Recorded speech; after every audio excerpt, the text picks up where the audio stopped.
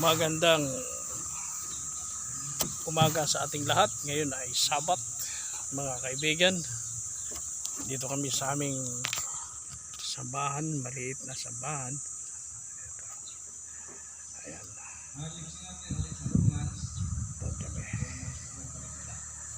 Dito ako ngayon sa likod. Dito ako. Sa isang bersikulo dito sa Philippians 2 verse 12. Ito ay sa Tagalog. Babasahin natin ganito yun. Babasahin natin bagong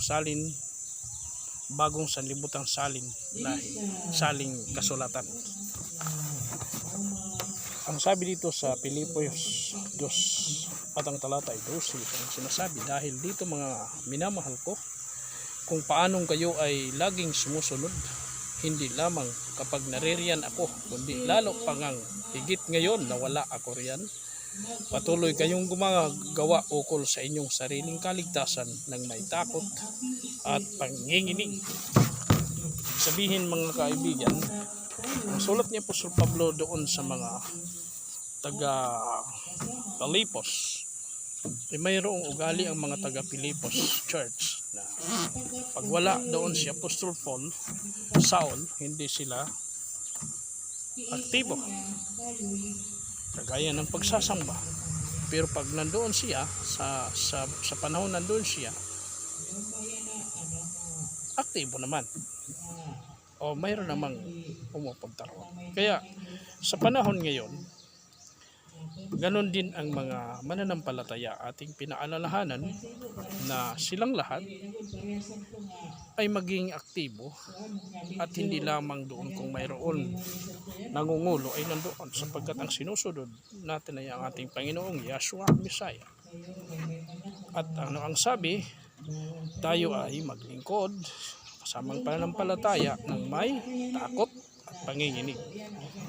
Yung bagang nasa puso natin yung takot sa Panginoon, takot sa parusa na kanyang ibibigay in case na hindi tayo sumunod, at nanginginig tayo dahil doon sa takot na yun.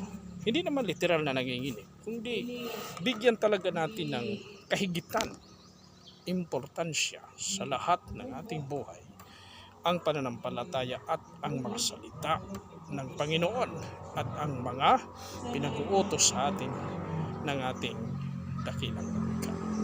Kaya dito mga kapatid, paalala lang natin na ang ating paglilingkod sa Panginoon ay hindi pero hindi kung may panahon lamang, hindi kung tayo ay nasisipagan lang, kung hindi gusto niya na tayo ay maglingkod sa Kanya ng buong puso at lakas at kaluluwa, at dapat tayong matakot sa mga ibibigay ng Panginoon na punishment doon sa mga taong hindi tumatalima sa Kanya. Ganun lang. Magandang araw sa ating lahat at sana pagpalain tayo ng ating Panginoon.